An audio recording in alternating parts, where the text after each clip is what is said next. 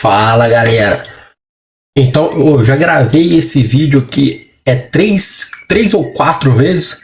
E das primeiras vezes ele ficou muito grande, ficou ali com 50, 40 minutos.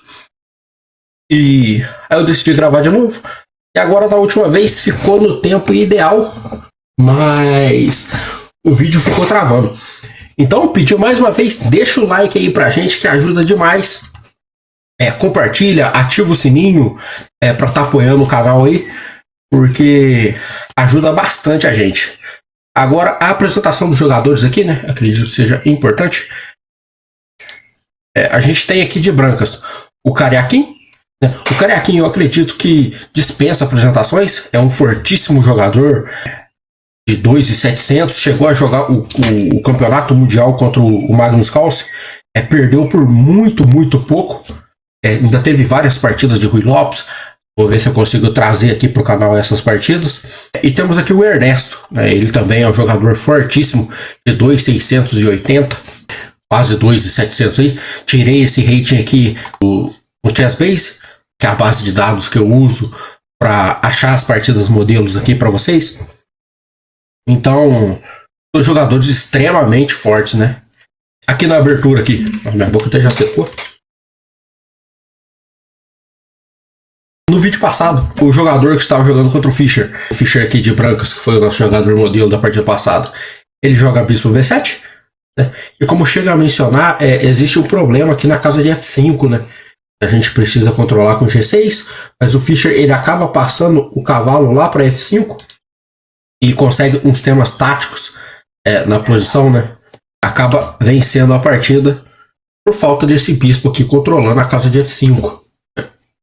Então, haja vista isso, o lance principal aqui é cavalo C6, porque cavalo C6 ele evita o cavalo F1, porque se a gente joga cavalo F1 aqui agora, que foi o que o Fischer fez contra bispo B7, cavalo F1, a gente vai simplesmente tomar o peão central e a gente ganha um peão aqui e consegue um domínio central melhor. O nosso cavalo ele pode estar pulando para E5. E só para ficar mais claro aqui, parece que tem dois ataques aqui e apenas uma defesa, né? Mas fica mais claro aqui. E a dama, ela tá sobrecarregada na defesa do bispo, correto? Então, o lance principal aqui é cavalo B3, que defende o peão. E é o lance que é para ser jogado. E aí fica aquela pergunta, mas a manobra do cavalo aqui, ela não será feita? Levar o cavalo lá para G3, ela será feita. Ela é uma manobra típica aqui da Ruy Lopes e ela não vai faltar nessa partida aqui, nessa variante aqui da Ruy Lopes, né? A5. Eu jogo essa posição aqui de pretas também e o nosso contra-jogo aqui, nosso jogo, ele tende a ser jogado aqui na ala da dama. Então a gente ganha espaço aqui com os nossos peões e tenta avançar eles e jogar pela ala da dama. Então A5. Ele ganha espaço na ala da dama. Tem um teminha tático aqui, né? Que é simplesmente atacar o cavalo. E quando o cavalo voltar, a gente toma um peão. Então, bispo E3, que é a casa ideal do bispo, vem para defender o peão de T4. E quando A4, cavalo D2. E o bispo e o cavalo estão defendendo o peão agora. E a nossa manobra de cavalo F1 e cavalo G3, ela vai chegar. Cavalo F1 e cavalo G3. Uma coisa que eu bato na tecla aqui com os meus alunos é simplesmente sobre a atividade das peças. É uma coisa que eu falo bastante, né? E na abertura aqui, a gente precisa ativar todas as nossas peças, sem exceção. É lógico, isso é uma regra, vão existir exceções em posições que a gente não vai conseguir ativar todas as peças, né? Mas torre C1 aqui, vem para ativar a torre na coluna aberta e com um tempo em cima dessa dama. Eu creio aqui que até uma ameaça tática aqui seja D5, quando o cavalo sair, a gente pode simplesmente estar tomando o peão aqui com um tempo em cima da dama. Então a gente coloca a torre numa coluna aberta, ganhando um tempo em cima da dama de C7, né? Então, dama B7, sai desses temas, e cavalo F1 e cavalo G3. Concluímos a nossa manobra aqui, né? E futuramente, se possível, a gente até joga aqui um cavalo F5. Então, eu jogo esse bispo D8 também quando eu estou de preto, porque ele tem uma ideia bem clara, que é jogar bispo B6 e trocar pelo bispo de E3, né? Haja visto aqui que claramente o nosso bispo preto, ele é um bispo mau, porque os peões centrais aqui estão nas casas escuras, correto? Então a gente visa jogar esse bispo B6 para trocar o bispo aqui preto, né? E o bispo preto aqui do branco, ele claramente é o bispo bom, porque caso a gente jogue D5 aqui, os peões brancos estarão nas casas claras, que tornará o bispo preto bom e o bispo branco mau. Então esse lance aqui, e voltar o bispo aqui, como é feito nas outras partidas temáticas, com G6, bispo F8 e bispo G7, eu acredito que seria possível, mas esse lance aqui de simplesmente trocar o bispo preto, ele acaba sendo melhor nessa variante, né?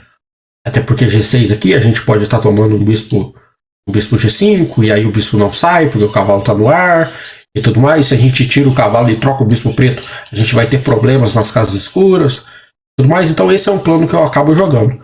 Bispo D8, para bispo B6, efetuar a troca dos bispos. Dama E2, conecta as torres, como se deve fazer na abertura. O H6 aqui, ele controla a ideia aqui do bispo G5, cavalo G5, dá casa de escape aqui para o rei em finais, onde a gente pode levar o mate na fileira do fundo. Isso já não acontece mais. Então, um lance extremamente útil. Bispo D3, ataca o peão. Isso daqui também eu bato bastante na tecla com os meus alunos, que isso daqui tem que ser bastante claro, galera. A gente está saindo da abertura aqui e entrando no meio jogo, já visto que todas as peças já foram desenvolvidas. Então a gente precisa procurar sempre dar atividade para as nossas peças. Então, bispo D3 aqui, ele tem que ser muito claro que o bispo ganhou atividade, porque agora ele bate aqui no peão de B5, enquanto só tem uma defesa da dama. Ele deu atividade para a torre, né? Por mais que a torre aqui ela esteja em uma coluna aberta, o bispo está tampando a minha torre e tirando toda essa atividade. Então, bispo D3 dá atividade para a torre, ao mesmo tempo que dá atividade para o bispo. E aí o Ernesto ele vai cometer a sua primeira imprecisão, que é defender o peão de B5 com a torre B8. E nos outros vídeos, quando eu estava gravando aqui, né, acabaram dando erro, porque ficaram longos, e o outro ficou travando. O computador ele dá a ideia aqui que é uma defesa mais dinâmica, uma defesa bem mais tática. E a defesa aqui é com bispo B6, né? Entrega o peão, né? Mas a gente tem aqui um contra-jogo tomando o peão de D4, né? Porque a gente está apertando o peão, e aí troca, a torre vai apertar o peão de E4 e tudo mais. A gente vai ter uma defesa mais dinâmica. Então foi o que o Ernesto fez. Ele defendeu de torre, tem mais um mano. E o Cariaquim, ele vai ter um plano aqui, galera, que é jogar com B4 e cravar esse peão aqui em B5, né? Porque agora ele vai exercer uma pressão enorme em cima desse peão. Ele vai conseguir colocar uma torre aqui em C5, logicamente quando trocar os bispos, ele vai conseguir jogar uma torre aqui em C5, atacar o peão, botar até uma dama em C5 e uma torre em A5 e apertar esse peão. Então essa é a ideia dele. Eu jogo aqui uma ideia diferente, né? Eu costumo aqui jogar com dama F3 e cavalo F5. Aí quando ele toma o meu cavalo, eu tomo de dama. E tem sempre uns temas táticos aqui, que é tomar o peão de H, né? E aqui o cavalo vai estar caindo. Então aqui dama F3 já ameaça tomar o peão, né? Então a gente já impede esse lance, que é bispo B6, por causa dessa tática. É o plano que eu utilizo aqui, mas fica aqui uma ideia do Cariaquim, simplesmente tão interessante quanto, é apertar o peão aqui de B5, torre C8 e rei H2. Rei H2 também é extremamente importante que a gente consiga entender esse lance, né?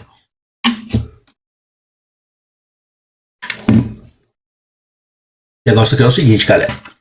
Rei H2, ele visa ativar o rei para caso essa posição transforme em um final, né? E tem que ser muito claro isso daqui pra gente, que isso daqui ainda não é um final, né, galera? Porque tem muitas peças aqui no tabuleiro, né? E de longe isso daqui vai ser caracterizado como um final. né? Mas uma coisa que a gente tem que ter em mente, conseguir perceber aqui, é que pode existir muitas trocas de peças aqui, né? Aonde a gente consiga transpor isso daqui para um final.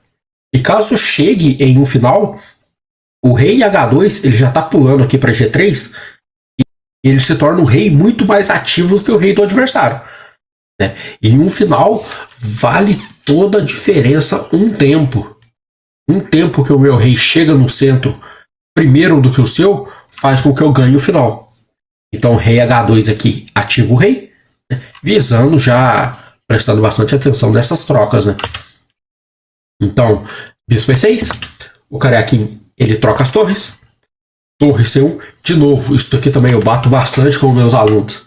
Tem que ser muito claro pra gente que por mais que a torre já esteja desenvolvida aqui em E1, ela é uma torre passiva, porque ela bate na dama, bate no bispo e bate na coluna fechada aqui, né? A torre, ela precisa de uma coluna aberta. E ainda mais, melhorar a torre com o tempo em cima da dama é extremamente essencial, né? A gente melhora a nossa torre com o tempo em cima dessa dama. Então a dama sai, trocam seus bispos, e a gente consegue aqui melhorar a nossa dama mais um pouquinho, né? Agora a dama pode estar indo aqui para C5, já visto que o plano do Karyakin é sempre importante que a gente lembre o nosso plano também, galera.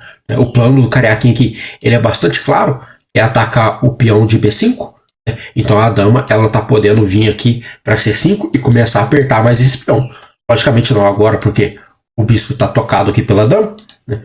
Mas a dama, ela consegue muito mais atividade aqui em C5, passar essa torre para A5, e aí a gente vai estar conseguindo apertar esse peão com todas as nossas peças, né?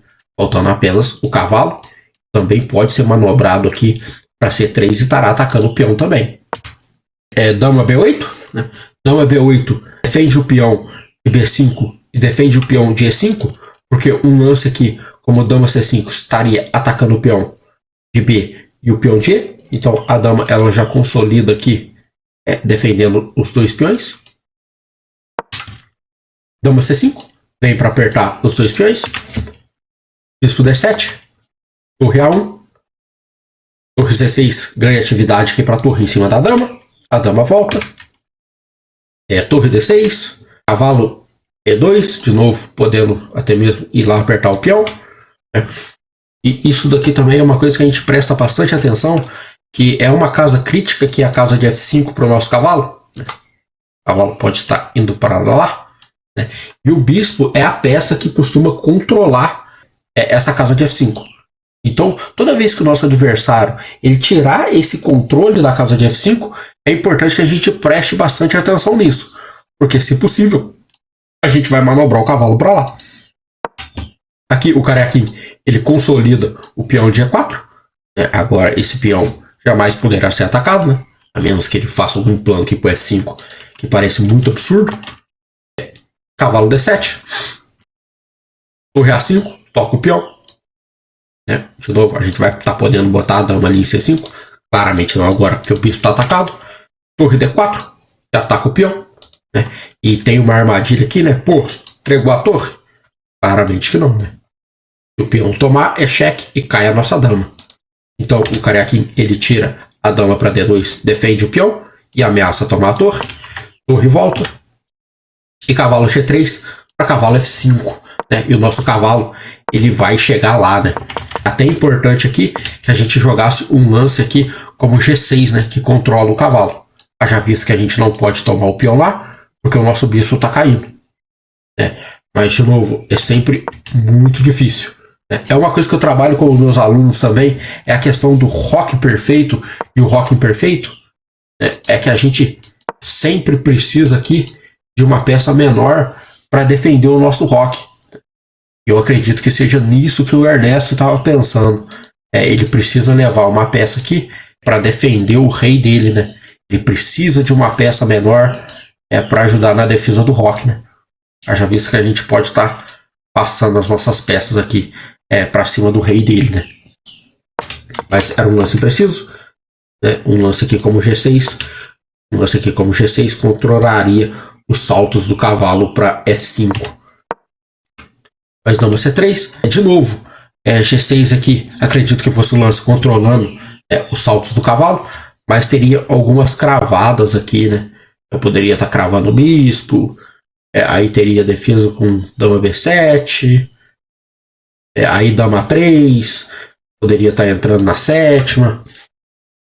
É sempre desconfortável aqui pro preto, né? Tá bem desconfortável já de achar lances aqui defensivos, né? Isso daqui também tem que estar claro, né? O branco é quem tá apertando, né? E o preto está extremamente se defendendo, né? O preto tá tentando não tomar uma rasteira aqui. E vai acabar tomando. Cavalo F5 chega, né? Torre D7. O cálculo tem que estar em dia, porque esse lance aqui, ele não pode passar despercebido pela gente. Bispo toma. E o que acontece caso o bispo tome o bispo? Dou-lhe uma, dou-lhe duas. Acredito que vocês estejam pensando agora nesse momento o que fazer contra bispo toma bispo. E tem que ser bastante claro pra gente aqui. O lance é dama por E5. A gente ameaça mate e ameaça o bispo. Então ganhamos um peão. O Ernesto, ele joga torre D1, né? Ameaça passar a dama aqui e tentar algum tipo de contra-jogo. Mas o Cariaquim, ele não dá chances nenhuma. Ataca a torre, ataca o bispo. E o Ernesto, ele abandona essa partida, né? Tendo que, de novo, a casa para o cavalo de F5 como tema de ataque aqui de meio jogo, né, galera? Acredito que eu tenha falado rápido demais. Estamos com 17 minutos. É bom que dá pra gente revisar aqui com mais calma aqui a fase da abertura, né, que é o que é proposto aqui pra gente estudar, né? Lembrando aqui, galera, que na abertura aqui, o nosso primeiro plano é jogar com D4. Então, por isso, a gente joga C3. A gente joga aqui H3. E evita a cravada do bispo. Para que assim a gente consiga fazer o nosso D4, né? Com consciência de que o nosso cavalo não está cravado. Com o apoio do peão de C3. E o nosso segundo plano aqui, ele é simplesmente jogar cavalo D2, cavalo F1, cavalo G3. Uma coisa que a gente tem que prestar atenção aqui também é o seguinte, caso o nosso adversário ele tome direto, acredito que eu tenha falado isso no vídeo anterior, mas a gente toma com o peão de C e a gente pode estar tirando o nosso cavalo aqui para C3, tanto para levar ele para D5, quanto realmente efetuar a manobra aqui, levando o cavalo para G3, com cavalo E2 e cavalo G3. Né? Então a ideia aqui é defender de dama primeiro, né? E quando o cavalo vai para D2, a gente efetua a troca dos peões. E cavalo D2 é o segundo plano que a gente vai estar fazendo, que é levar o cavalo para F1 e cavalo G3. Então o cavalo C6 evita isso, porque ele toca aqui o nosso peão. A gente precisa defender o cavalo B3. E aí o plano do preto é expandir aqui na ala da dama, né? Então A5.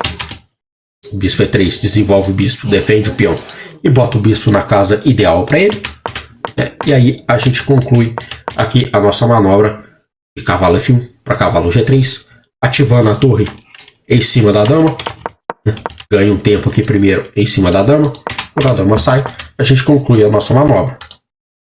Certo? E aí a gente está aqui no setup ideal para as nossas peças, né? O cavalo pode estar indo para F5, o bispo aperta o peão de B, a torre na coluna aberta, e tudo isso daqui é mais confortável para a gente jogar, né? Troca ali, e tem esses dois planos que eu deixo para vocês aí, de meio jogo, tanto o B5 do Cariaquim, quanto o plano que eu jogo aqui, que é dama F3, para cavalo F5. E aí a gente pode estar passando a torre aqui por C3 ou a torre por E3 e tentar um ataque em cima desse rei aí, ou até mesmo ativar as torres aqui. Certo? Fica assim, galera, o nosso vídeo. E de novo, deixa o like, compartilha, deixa comentário aí se possível, ajuda bastante a gente, ajuda o canal aí, porque é bastante importante pra gente. Certinho? Fica assim o vídeo de hoje. Ele ficou aí com 20 minutos. Né? Os outros estavam bem longo, tendo 40, 50 minutos, porque eu estava falando demais. Esse daí ficou até mais curto. O nosso próximo vídeo vai ser também aqui essa mesma variante. E eu vou trazer uma partida do Calce para a gente analisar aqui. Nessa variante, cavalo B3, bispo E3, o cavalo volta. E aí a gente vai estar vendo o Calce jogando esta posição aqui por mais uma vez. Então vai dar para a gente fixar bastante os temas aqui do que está acontecendo, né? E o Calce é o nosso jogador modelo. Então fica assim. Até o próximo vídeo. E de novo, deixa o like, galera. É importante pra gente. Compartilha o vídeo e ativa o sininho, hein? E valeu!